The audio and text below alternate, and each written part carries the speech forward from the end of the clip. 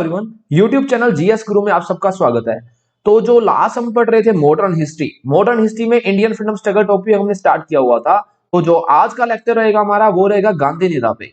तो गांधी युग जो 1917 से लेके 1947 तक चला है उसका लेक्चर हम स्टार्ट करने जा रहे हैं। इससे पहले वाले लेक्चर्स में हमने एक्सट्रीमिस्ट और मॉडरेट फेस पूरा अच्छी तरीके से कवर कर लिया है। तो आज हम स्टार्ट करेंगे गांधी निरा। देखो जो लास्ट लेक्चर्स थे उसमें हमने ये देखा था, सबसे पहले वाले लेक्चर में ये देखा था जो मॉडर्न हिस्ट्री थी और पूरी अपनी इंडियन हिस्ट्री थी उसका ओवरव्यू लिया था। उसके बाद यूरोपियन कंपनीज आई, इंग्लिश ईस्ट इंडिया कंपनी ने अपना रूल एस्टेब्लिश किया, गवर्नर जनरल आए। उसके बाद इंडियन फ्रीडम स्ट्रगल वाला फेस फोर्थ लेक्चर से हमारा स्टार्ट हो गया था, रिवोल्ट 1857 वाला टाइम पीरियड जो हमने पढ़ा था। उसके बाद जो इंडियन नेशनल कांग्रेस पार्टी है, इंडियन नेशनल कांग्रेस पार्टी की एस्टेब्लिशमेंट हुई और एक ही वीडियो में हमने सारे के सारे इंपोर्टेंट सेक्शंस भी देख लिए थे। उसके बाद एक्सट्रीमिस्ट फेस दो लेक्चर्स में हमने कवर किया था 1905 से लेकर 1917 तक। तो जो लास्ट इंसिडेंट देखे थे हमने 1905 से 1917 तक, उसको हल्का सा रिवाइज कर लेते हैं। सबसे पहले बंगाल की पार्टीशन थी 1905 में, साथ ही स्वदेशी बाइकआउट मूवमेंट पढ़ी हमने। उसके बाद कलकत्ता सेशन दादा भाई नौरोजी वाला पढ़ा। मुस्लिम लीग की एस्टेब्लिशमेंट हुई 1906 में ढाका में। सूरत सेशन जिसमें आईएनसी दो पार्ट्स में डिवाइड हो चुकी थी, मॉडरेट और एक्सट्रीमिस्ट। उसके बाद हमने पढ़ा मुजफ्फरपुर बॉम्ब केस, प्रफुल्ल चक्की और खुदीराम बोस दोनों बंदे बड़े हमने। मॉडल रिफॉर्म्स पढ़ा 1909 में। कलकत्ता सेशन 1911 में फर्स्ट टाइम जो जनगण मन गाया गया था यहाँ पे। दिल्ली दरबार पढ़ा 1911 में, जहाँ पे अपने ये पढ़ा था जो अपनी कैपिटल थी कलकत्ता से दिल्ली शिफ्ट हुई थी। और उसके बाद हमने सेकंड चीज ये पढ़ी थी जो 1905 में बंगाल की पार्टीशन हुई, उसको क्या कर दिया गया, रद्द कर दिया गया। उसके बाद आया हमारा 1913 गदर पार्टी सैन फ्रांसिस्को वाली। उसके बाद कामागाटा मारू इंसिडेंट आया, जापानीज शिप आया जो कनाडा जा रहा था। उसके बाद हमने दो चीजें पढ़ी थी, लखनऊ सेशन और Lucknow pact. Indian National Congress और मुस्लिम लीग का पैक्ट पढ़ा था और जो आईएनसी थी वापस इकट्ठी हो गई थी जो 1907 वाले सेशन में डिवाइड हुई थी। देन उसके बाद 1916 में होम रूल लीग पढ़ी जो बाल गंगाधर तिलक और एनी बेसेंट ने स्टार्ट की थी। लास्ट हमने पढ़ा था मोंटेग्यू या अगस्त डिक्लेरेशन। तो ये फेज था हमारा 1905 से लेकर 1917 तक, जिसमें हमने एक्सट्रीमिस्ट फेज, गर्म दल वाला फेज जो था वो कवर किया था। उसके बाद जो हमारा रहने वाला है आज का लेक्चर रहेगा गांधी एरा के फर्स्ट पार्ट पे 1917 से 1947 तक। तो ये 8th लेक्चर है, इससे पहले 7 लेक्चर्स निकल चुके हैं। तो जिन लोगों ने पहले वाले 7 लेक्चर्स नहीं देखे उनको नीचे डिस्क्रिप्शन बॉक्स में लिंक मिल जाएगा, वहां से क्लिक करके देख सकते हो। और जिन लोगों ने अभी तक चैनल को सब्सक्राइब नहीं किया तो चैनल को सब्सक्राइब कर दो ताकि आने वाली वीडियोस आपको टाइम टू टाइम मिलती रहे। जो लास्ट वीडियोस थी उसमें ये वाली वीडियो का आते हुए थोड़ा सा टाइम जरूर लग गया है, लेकिन जो नेक्स्ट वीडियोस होंगी आपको टाइम टू टाइम मिलती रहेंगी। टेलीग्राम ग्रुप आप ज्वाइन कर सकते हो, एक चैनल बनाया हुआ है आपके लिए और एक बना दिया ग्रुप। जो चैनल है उसमें आपको वीडियोस और इंपोर्टेंट सेशंस और इंपोर्टेंट पीडीएफ्स मिलती रहेंगी। जो ग्रुप बना हुआ है उसमें जितने भी पार्टिसिपेंट्स है वो डेली क्वेश्चन डालते हैं क्विज के, तो आप ज्वाइन कर सकते हो ताकि आपकी जो प्रेपरेशन है अच्छे तरीके से हो सके। फेसबुक पेज पे मुझे फॉलो कर सकते हो आप। आगे चलते हैं। जो लास्ट वीडियो में मैंने क्विज दिया था, 5 क्वेश्चन दिए थे। तो 5 क्वेश्चन में पहला क्वेश्चन था who among the following was known as father of Indian unrest. तो ऐसा कौन सा पर्सन है जो जिसको हम जानते हैं फादर ऑफ इंडियन अनरेस्ट के नाम से। तो वो इन चारों में से था बाल गंगाधर तिलक। इसका आंसर रहेगा A. Next question, Kesari in Marathi and Maratha in English. इसका मतलब क्या है, देखो 2 न्यूज़पेपर थे, केसरी न्यूज़पेपर और मराठा न्यूज़पेपर। जो केसरी न्यूज़पेपर था वो मराठी लैंग्वेज में था और जो मराठा न्यूज़पेपर था वो इंग्लिश लैंग्वेज में था। ये दोनों के दोनों न्यूज़पेपर किस बंदे ने स्टार्ट किए थे, किस पर्सन ने स्टार्ट किए थे, ये स्टार्ट किए थे बाल गंगाधर तिलक ने। तो इसका आंसर भी क्या रहेगा, ए option, Bal Gangadhar Tilak. Next question था who was considered as the political guru of Mahatma Gandhi. जो महात्मा गांधी के पॉलिटिकल गुरु थे, राजनीतिक गुरु किनको बोला जाता है, तो वो बोला जाता है जीके गोखले को। देखो याद करने के लिए पॉलिटिक्स पढ़ा रहे हैं, तो पॉलिटिक्स कौन पढ़ाता है, जीके वाला टीचर, तो जीके गोखले। इसका आंसर रहेगा सी ऑप्शन। नेक्स्ट क्वेश्चन पे चलते हैं, which among the following was known as Punjab Kesari. Who आएगा यहाँ पे, कौन सा पर्सन ऐसा है जिसको पंजाब केसरी के नाम से जानते हैं, तो उसको किसको जाना जाता है, वो जाना जाता है लाला लाजपत राय जी को। तो इसका आंसर रहेगा सी ऑप्शन। नेक्स्ट है न्यू इंडिया। जो न्यू इंडिया न्यूज़पेपर था वो किस पर्सन ने स्टार्ट किया था, तो वो स्टार्ट किया था एनी बेसेंट ने। न्यू इंडिया, देखो यंग इंडिया अलग है, यंग इंडिया महात्मा गांधी जी का है और न्यू इंडिया जो है वो एनी बेसेंट का है। तो इसका आंसर क्या है हमारे पास, एनी बेसेंट। तो ये 5 क्वेश्चन थे लास्ट वाली वीडियो के। तो पांचों के पांचों क्वेश्चन अगर किसी पर्सन के सही है तो कमेंट सेक्शन में अपना नाम बता सकते हो। आगे चलते हैं। जो हम पढ़ रहे थे लास्ट 10 वायसरॉय। देखो मैंने बताया था ना 1858 से लेके 1947 तक। जिन लोगों ने लास्ट वाली वीडियोस नहीं देखी पहले वो वाली देख लो ताकि आने वाली वीडियोस आपको समझ आती रहे। 1858 से स्टार्ट होके 1899 तक पहले 10 वायसरॉय निकल चुके थे। अगले 10 वायसरॉय स्टार्ट किए हुए थे हमने 1899 से लेके 1947 या 48, जो मैंने बता दिया था पहले क्या है ये। तो ये भी वायसरॉय हम पढ़ रहे थे जिसमें हम 1899 से लेके 1917 तक मतलब लॉर्ड चैम्सफोर्ड स्टार्ट किया हुआ था हमने। तो यहां तक हमारा कवर हो चुका था। उसके बाद जो हमने पढ़ना है 1917 मतलब लॉर्ड चैम्सफोर्ड से लेके लॉर्ड माउंटबेटन तक। ये टाइम पीरियड जो रहेगा ये सारा टाइम पीरियड किनका रहेगा, ये रहेगा अपना गांधी नेरा का। मतलब जो गांधी युग रहेगा, महात्मा गांधी का टाइम पीरियड रहेगा, उनके बारे में ये सारा टाइम पीरियड रहेगा। आगे चलते हैं। ये जो इंसिडेंट है गांधी नेरा में ये हम पढ़ने जा रहे हैं। सबसे पहला इंसिडेंट है सत्याग्रह। देखो जो महात्मा गांधी इंडिया वापस आए थे साउथ अफ्रीका से, तो 1917 से लेके 1918 तक उन्होंने सत्याग्रह किए थे। तो ये सत्याग्रह वाला टॉपिक हम पढ़ेंगे सबसे पहले। उसके बाद मोंटेग्यू चैम्सफोर्ड रिफॉर्म्स आए। जैसे हमने 1909 में पढ़े थे, हमने मोरले मिंटो रिफॉर्म पढ़े थे। 1919 में हम पढ़ने जा रहे हैं मोंटेग्यू चैम्सफोर्ड रिफॉर्म। उस टाइम पे जो मिंटो थे वो वायसरॉय थे, इस टाइम पे कौन है, चैम्सफोर्ड। तो उसके बाद हम पढ़ेंगे रोलेट एक्ट और जलियांवाला बाग इंसिडेंट होगा 1919 में। देन उसके बाद नॉन कोऑपरेशन मूवमेंट आएगी 1920 में। 1922 में नॉन कोऑपरेशन मूवमेंट खत्म हो जाएगी ड्यू टू चोरा चोरी इंसिडेंट। उसके बाद एचआरए 1924 में, कौरी कॉन्स्पिरेसी केस 1925 में। उसके बाद नौजवान भारत सभा बनेगी 1926 में। साइमन कमीशन 1927 से 28 बिकॉज 1927 में ये इसकी एस्टेब्लिशमेंट हुई थी और 1928 में इसने एंटर किया था इंडिया में। उसके बाद 1928 में नेहरू रिपोर्ट पढ़ेंगे। देन उसके बाद Delhi whole parliament bomb case आएगा, लाहौर सेशन आएगा और जिन्ना रिपोर्ट आएगी 1929 में। सिविल डिसोबीडियंस मूवमेंट आएगी और दांडी मार्च आएगी 1930 में। देखो ये चार्ट मैंने क्यों आपके सामने रखा है, बिकॉज काफी जनों को दिक्कत आती है सीक्वेंस में, ताकि आप अच्छे से नोट्स प्रिपेयर कर सको स्टार्टिंग से लेके एंड तक जो जो इंसिडेंट हुए हैं। तो अच्छे से नोट्स प्रिपेयर करते रहना साथ के साथ, ताकि आपको आने वाले एग्जाम में कभी दिक्कत ना आए। तो जैसे ही आप नोट्स खोलोगे सारा मटेरियल आपके पास ऑलरेडी मैनेज होगा एक सीक्वेंस में। तो हमने जो सीरीज स्टार्ट कर रखी है वो चाहे एमसीक्यूज के माध्यम से हम पढ़ रहे हैं, तो लेकिन वो स्टार्टिंग से लेके एक सीक्वेंस में चलते आ रहे हैं। सीक्वेंस में ऐसा है अभी हर टॉपिक, जैसे यहाँ पे सत्याग्रह है तो सत्याग्रह वाला टॉपिक हम कंप्लीट करेंगे, साथ के साथ उसके क्वेश्चन भी करेंगे। तो आगे देखते हैं महात्मा गांधी के बारे में स्टार्ट करते हैं। तो महात्मा गांधी के बारे में कुछ इंपोर्टेंट फैक्ट देख लेते हैं। He went south Africa in the year 1893। देखो वो साउथ अफ्रीका गए थे स्टडी के लिए 1893 में, 1893 में, and return to India on 9 Jan 1915। वो वापस आए इंडिया में 9 जनवरी 1915 में। तो 9 जनवरी को अब at present NRI day, NRI का मतलब है नॉन रेजिडेंट ऑफ इंडिया, प्रवासी भारतीय दिवस भी मनाया जाता है 9 जनवरी को अपने इंडिया में। महात्मा गांधी को कुछ टाइटल्स दिए गए थे। वो टाइटल्स क्या क्या है, महात्मा गांधी को महात्मा किन्होंने बोला, वो बोला था रविंद्रनाथ टैगोर जी ने। महात्मा गांधी को राष्ट्रपिता, जिसको हम इंग्लिश में बोल सकते हैं फादर ऑफ द नेशन, वो किन्होंने बोला है, वो बोला है सुभाष चंद्र बोस जी ने। हाफ नेक्ड बैगर, अर्ध नंग फकीर, वो किन्होंने बोला था, वो बोला था विंस्टन चर्चिल जी ने। उसके बाद केसरे हिंद किन्होंने बोला, लॉर्ड हार्डिंग जी ने। ये तो प्रॉपर टाइटल उनको उपाधि दी गई थी जो उन्होंने वापस कर दी थी 1919 जलियांवाला बाग इंसिडेंट के बाद। उनकी राइटिंग्स क्या है, हरिजन हिंद स्वराज उनकी राइटिंग है। और मोस्ट इंपोर्टेंट चीज जो काफी बार एग्जाम में आती है, उनकी ऑटोबायोग्राफी, उनकी आत्मकथा, वो है माई एक्सपेरिमेंट्स विद ट्रुथ। तो ये एग्जाम में काफी बार क्वेश्चन देखने को मिलता है, my experiments with truth is the autobiography of which person, तो वो है महात्मा गांधी जी की। तो ये कुछ इंपोर्टेंट फैक्ट है महात्मा गांधी के बारे में। आगे चलते हैं।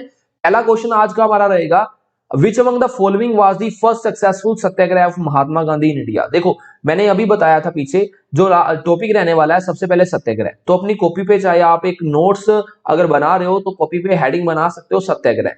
तो सत्याग्रह का पहला क्वेश्चन हमारा रहेगा, जो महात्मा गांधी थे उनका सबसे पहला सत्याग्रह कौन सा था, फर्स्ट सक्सेसफुल सत्याग्रह इंडिया में। देखो उन्होंने एक्चुअली 3 सत्याग्रह किए थे, हम देख लेते हैं पहले 1917, 1918 और 1918।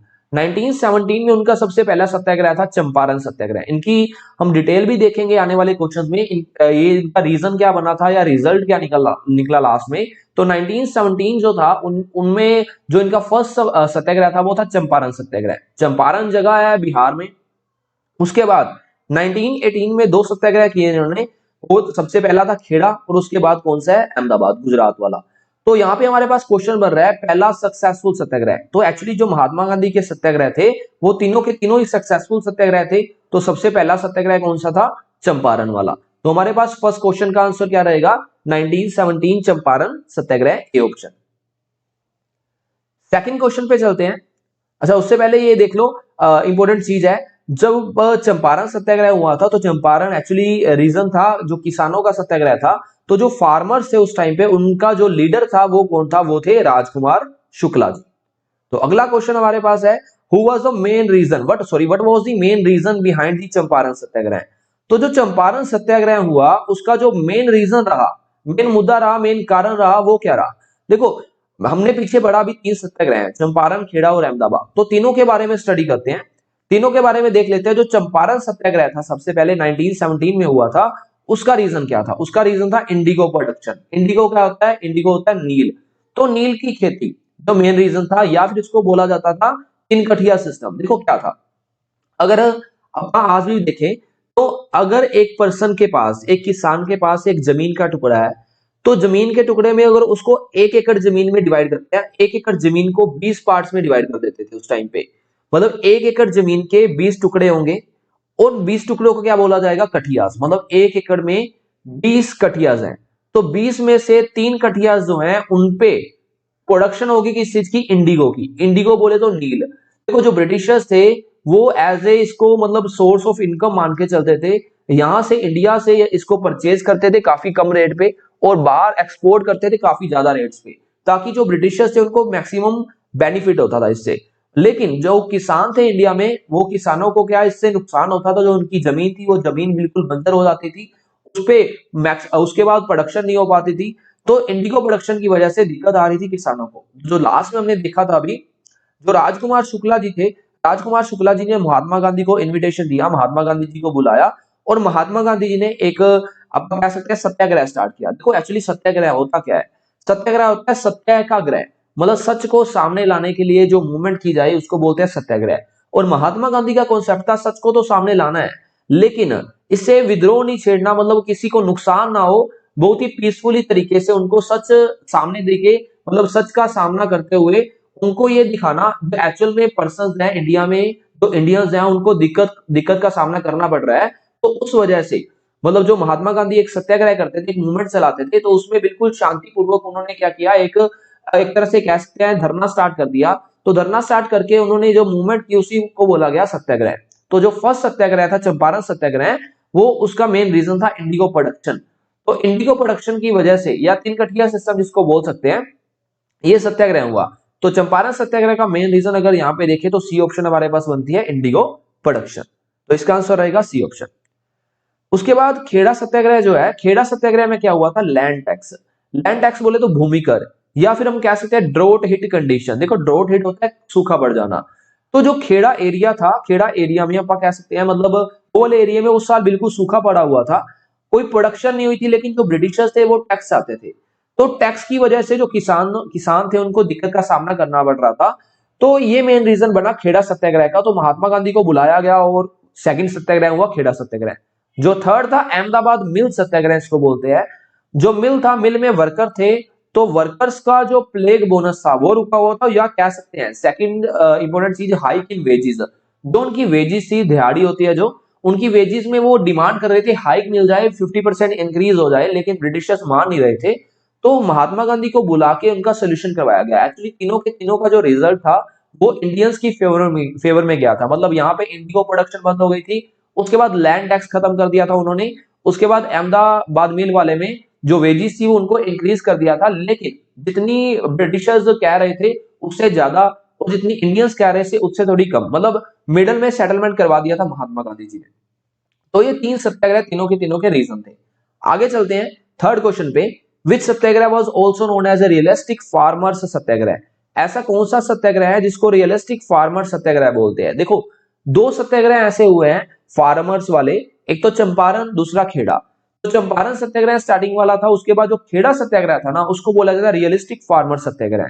तो इसका आंसर हमारे पास क्या रहेगा? बी। एक्चुअली ये वाला सत्याग्रह काफी फेमस हुआ। इस सत्याग्रह में जो वल्लभ भाई पटेल थे, वल्लभ भाई पटेल जी ने प्रॉपर सपोर्ट किया था महात्मा गांधी जी का। देखो, ये क्वेश्चन भी काफी बार एग्जाम में आया हुआ है। ऐसा कौन सा सत्याग्रह है जिसमें वल्लभ भाई पटेल जी ने सपोर्ट किया महात्मा गांधी जी का।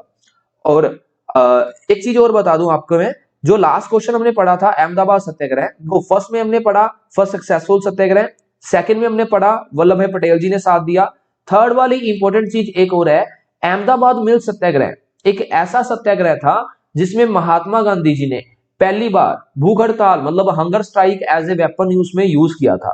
तो अगर पूछा जा रहा है हंगर स्ट्राइक सबसे पहले महात्मा गांधी जी ने कौन से सत्याग्रह में यूज की, तो वो की थी अहमदाबाद मिल सत्याग्रह में। आगे चलते हैं। Which of the following was introduced in Montagu-Chelmsford reforms or Government of India Act 1919? तो हमारे जो सत्याग्रह वाला टॉपिक था वो पीछे कवर होता है। तो सत्याग्रह के बाद जो हमारे पास आ रहा है which of the following was introduced, कौन सी ऐसी चीज थी जो इंट्रोड्यूस हुई थी मोंटेग्यू-चेम्सफोर्ड रिफॉर्म। देखो पहले हमने 1909 में हमने ये पढ़ा था मोरले मिंटोर सुधार, अब पढ़ने जा रहे हैं मोंटेग्यू-चेम्सफोर्ड सुधार। तो मोंटेग्यू-चेम्सफोर्ड का मतलब है जो चेम्सफोर्ड है वो तो वायसरॉय थे उस टाइम पे, हमने देखा था स्टार्टिंग से, और उसके बाद जो मोंटेग्यू थे वो उनके सेक्रेटरी थे। तो उनके टाइम पे जो रिफॉर्म्स आए थे जिनको बोलते हैं गवर्नमेंट ऑफ इंडिया एक्ट, तो वो रिफॉर्म्स में उन्होंने इंट्रोड्यूस क्या किया था। तो सबसे पहले है बाइकैमरल लेजिस्लेचर, दूसरा डायरकी सिस्टम, तीसरा है बोथ ए एंड बी या नन ऑफ दिस। तो एक्चुअली 1919 में दोनों चीजें इंट्रोड्यूस हुई थी, बाइकैमरल लेजिस्लेचर भी इंट्रोड्यूस हुआ था जो अभी भी इंडिया में चल रहा है एट प्रेजेंट, उसके बाद डायरकी सिस्टम भी इंट्रोड्यूस हुआ। तो इसका आंसर रहेगा C option, both A and B. दोनों की दोनों सिस्टम के बारे में हल्का सा देख लेते हैं। बाइकैमरल सिस्टम क्या होता है, देखो जैसे आपने सुना होगा द्वै सदनात्मक विधायिका जिसको हिंदी में बोल देते हैं, तो अपने इंडिया में एट प्रेजेंट लोकसभा राज्यसभा दो हाउसेस काम कर रहे हैं। अगर स्टेट लेवल पे देखें तो स्टेट लेवल पे भी काफी जगह पे अप्रोक्सीमेट 5 स्टेट्स में हम कह सकते हैं 2 स्टेट्स में सॉरी 2 हाउसेस काम कर रहे हैं। तो 2 हाउसेस कौन कौन से, विधानसभा और विधान परिषद। तो बाइकैमरल का मतलब होता है इंडिया में दो चीजें काम करेंगी, दो हाउसेस काम करेंगी। जैसे अभी ब्रिटेन में भी चल रहा है हाउस ऑफ लॉर्ड्स और कॉमन्स, अपने इंडिया में भी चल रहा है लोकसभा राज्यसभा या विधानसभा विधान परिषद, तो उसको बोलते हैं बाइकैमरल सिस्टम। तो सबसे पहले इंट्रोड्यूस कब हुआ, 1919 में हुआ। एक और इंपॉर्टेंट चीज पॉलिटिक्स के पॉइंट ऑफ व्यू से हम कह सकते हैं, क्वेश्चन आता होता है एग्जाम में, जो बाइकैमरल सिस्टम इंडिया में एट प्रेजेंट चल रहा है उसको हमने कॉपी कहां से किया है, तो उसको कॉपी भी कहां से किया है, ब्रिटेन से किया है। यहां से हम याद रख सकते हैं ब्रिटिशर्स ने ही 1919 में इंट्रोड्यूस किया था इंडिया में, तो यहीं से हमने कॉपी करके आगे क्या कर दिया, अपने इंडिया में इंप्लीमेंट कर दिया। नेक्स्ट है डायरकी। डायरकी क्या होता है, डायरकी होता है द्वैध शासन प्रणाली, मतलब दो तरह का शासन चलेगा। दो तरह से का शासन कैसा था, उन्होंने एक्चुअली जो प्रशासन था एडमिनिस्ट्रेशन थी उसको डिवाइड कर दिया था दो पार्ट्स में, आधा प्रशासन दे दिया काउंसलर्स को, आधा प्रशासन दे दिया मिनिस्टर्स को। मतलब ये आपस में अलग अलग तरह से काम करेंगे, मतलब काउंसलर्स को डिपार्टमेंट्स अलग दे दिए, मिनिस्टर्स को अलग दे दिए। दैट मींस दो तरह का शासन चल रहा है, इसको बोला गया द्वैध शासन प्रणाली। तो बाइकैमरल और डायरकी सिस्टम ये दोनों के दोनों सिस्टम इंट्रोड्यूस हुए थे मोंटेग्यू चेम्सफोर्ड रिफॉर्म्स 1919 में। तो नेक्स्ट क्वेश्चन हमारे पास है Rowlatt act which was also known as black law. जो रोलेट एक्ट था उसको काला कानून भी बोला जाता था, वाज एसोसिएटेड विद व्हाट, तो उसका लिंक जो है वो किसके साथ है। देखो जो रोलेट एक्ट था 1919 में आया था, पहले बात तो 1919 में, 1919 में जो रोलेट एक्ट इंट्रोड्यूस किया था ब्रिटिशर्स ने, उन्होंने ये अनाउंस किया था मतलब अपा इंडिया में किसी भी पर्सन को शक के आधार पे, मतलब शक के आधार पर अरेस्ट कर सकते हैं चाहे उसके खिलाफ कोई भी सबूत कोई भी प्रूफ ना हो। तो रोलेट के अधीन हम कह सकते हैं जो थे दो पर्सन सत्यपाल और सैफुद्दीन किचलू, इन दोनों पर्सन को अरेस्ट कर लिया गया था। तो जब अरेस्ट हुए थे तो 13 अप्रैल जलियांवाला बाग में एक मीटिंग बुलाई गई थी। तो वो मीटिंग मतलब आगे जाके इंसिडेंट का रूप लिया जिसने, आपने सुना होगा जो पंजाब में अमृतसर है, तो पंजाब में अमृतसर वाले एरिया में जलियांवाला बाग है। तो जलियांवाला बाग जो है वहां पे मीटिंग बुलाई गई थी और मीटिंग में ब्रिटिशर्स ने ऑर्डर दे दिए थे फायरिंग के। किस पर्सन ने ऑर्डर दिए थे आगे पढ़ेंगे।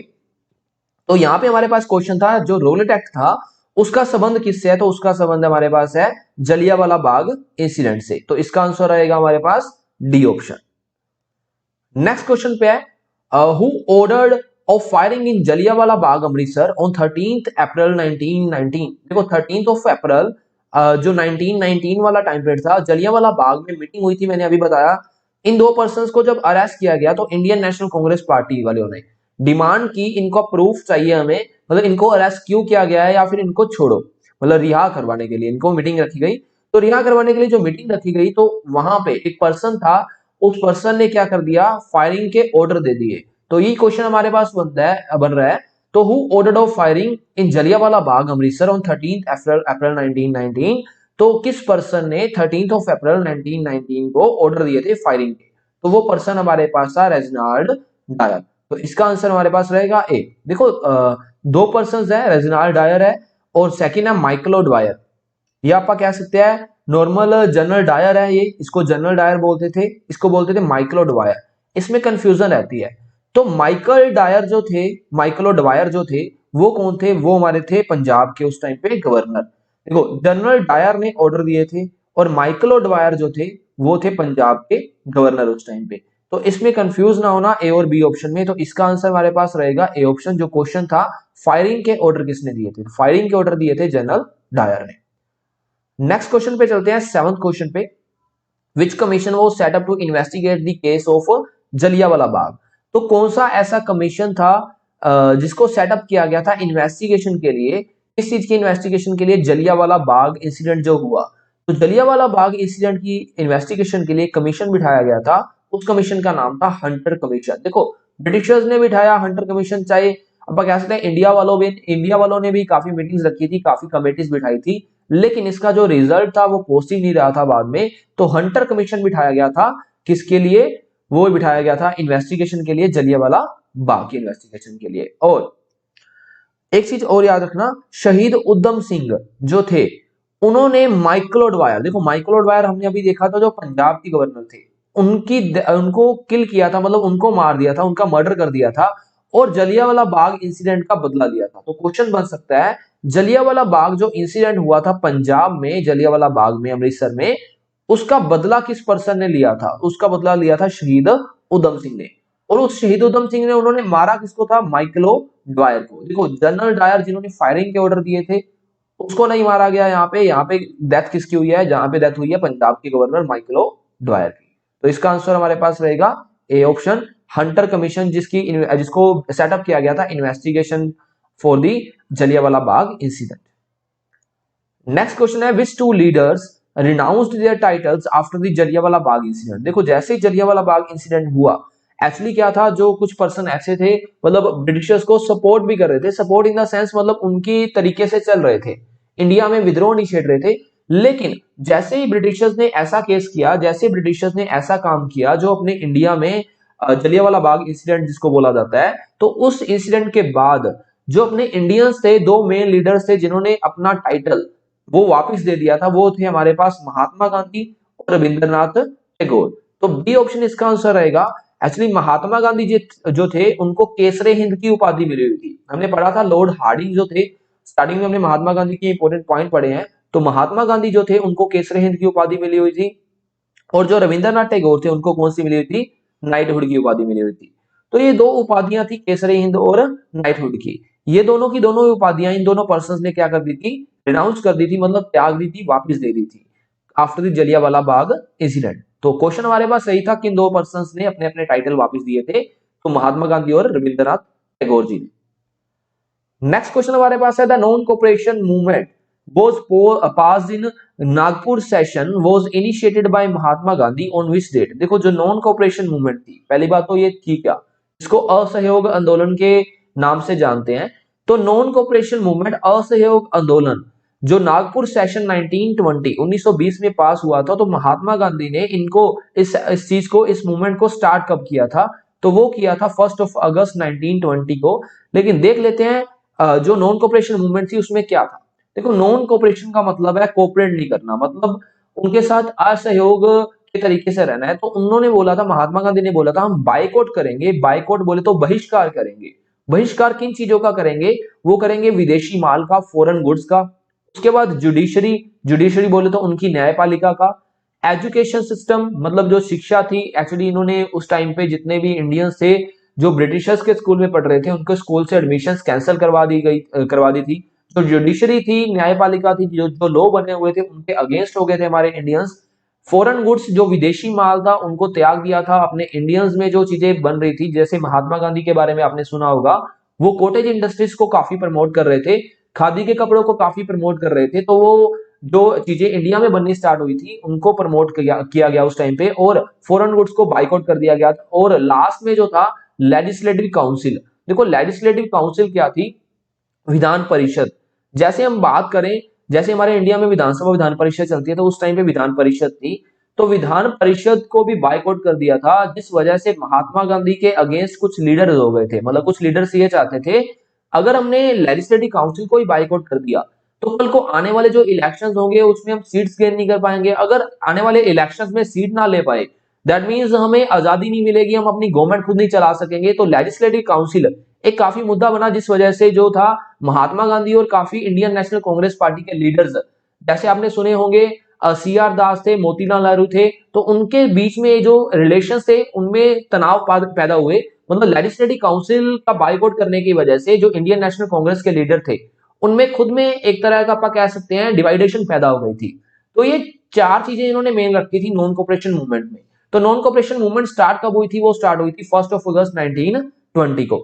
देखो 1 अगस्त 1920 हमारे लिए वैसे भी इंपॉर्टेंट है। ये इंपॉर्टेंट क्यों है? 1 अगस्त 1920 जो मोस्ट इंपॉर्टेंट लीडर आज तक हम पढ़ते आ रहे हैं, बाल गंगाधर तिलक, उनकी डेथ हुई थी।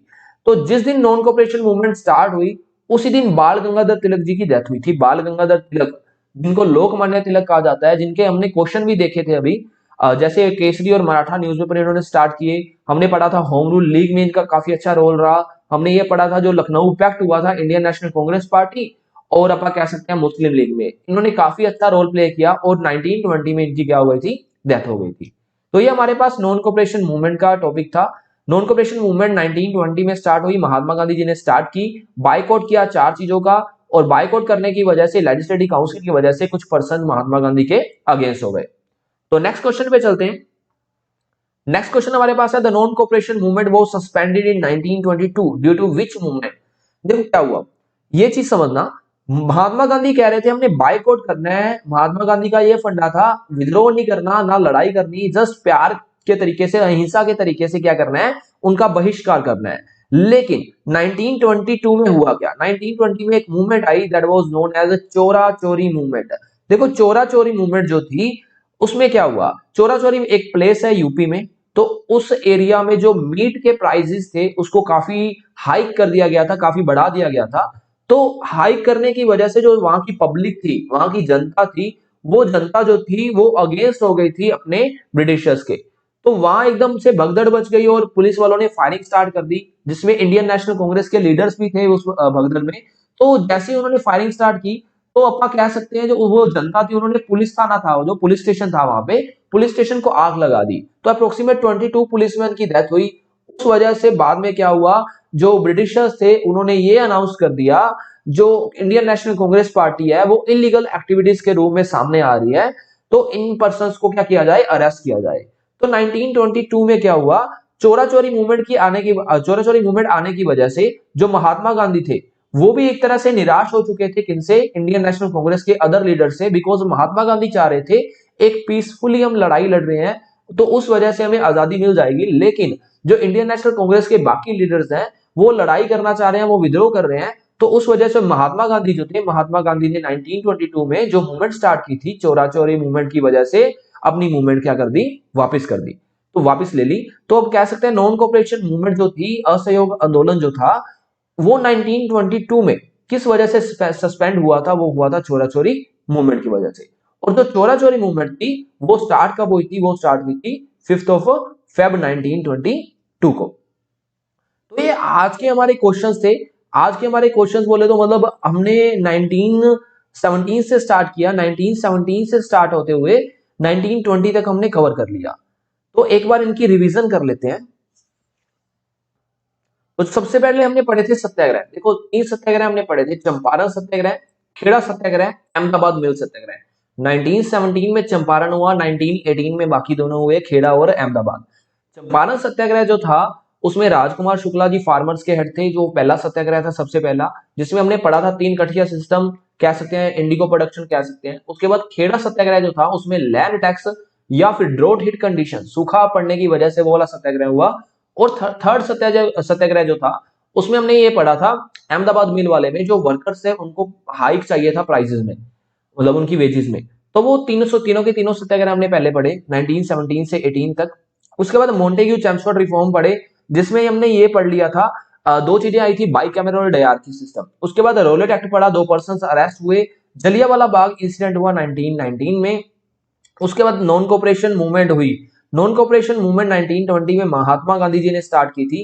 तो महात्मा गांधी जी ने 4 चीजों को बाइकआउट किया, और अपन कह सकते हैं 1922 में चोरा चोरी मूवमेंट की वजह से वो क्या हो गई, बंद हो गई। तो यहां तक हमने पढ़ लिया 1922 तक, पहले 4 पॉइंट्स हमने कवर कर लिए हैं। नेक्स्ट लेक्चर में हम स्टार्ट करेंगे आगे, इससे 1922 के बाद जितना भी पेंडिंग पड़ा है 1947 तक स्टार्ट कंटिन्यू करेंगे। तो ये आपके आज का लेक्चर था सारे का सारा। जिनके 5 क्वेश्चन जो सही हुए थे लास्ट में, वो कमेंट सेक्शन में जरूर बताना, और जो आज 5 क्वेश्चन मैंने दिए हैं वो देख लेते हैं। वो हमारे पास है, who among the following was known as iron man of India. तो ऐसा कौन सा पर्सन है जिसको आयरन मैन, लौह पुरुष के नाम से जाना जाता है? इन चारों में से आपने बताना है, बाल गंगाधर तिलक, तेजपाल सप्रू, वल्लभ भाई पटेल, दादा भाई नौरोजी। उसके बाद है who was also known as Deshbandhu. तो देश बंधु किनको कहा जाता है? तो 4 ऑप्शंस आपके सामने है, देश बंधु किनको बोला जाता है? देखो ध्यान से आंसर देना, एक दीन बंधु है, एक देश बंधु है। थर्ड क्वेश्चन आपके पास है, who among the following was the first to host Indian flag on foreign soil. ऐसा कौन सा पर्सन फर्स्ट पर्सन है जिन्होंने इंडियन फ्लैग को फॉरेन सॉइल मतलब कि विदेश की मिट्टी पे लहराया था, इंडियन फ्लैग, भारतीय ध्वज को। आगे फोर्थ क्वेश्चन आपके पास है, बरदौली सत्याग्रह है, जिसको नॉन टैक्स मूवमेंट के नाम से भी जाना जाता है, 1928 में हुई थी। उसको लीड किस पर्सन ने किया था, मतलब किस पर्सन ने वो वाली मूवमेंट स्टार्ट की थी, बरदौली सत्याग्रह। नेक्स्ट क्वेश्चन और आज का लास्ट क्वेश्चन आपके सामने रहेगा, who was considered as the pioneer of communism in India. जो कम्युनिज्म होता है, आप कह सकते हैं सांप्रदायिक कह सकते हैं हिंदी में, तो उसका पायनियर, उसके फादर किनको बोला जाता है? Bal Gangadhar Tilak, M N Roy, B N Rao या दादा भाई नौरोजी। तो ये आज के 5 क्वेश्चन है, पांचों के आंसर आप कमेंट सेक्शन में जरूर देना। Thank you so much for watching this video.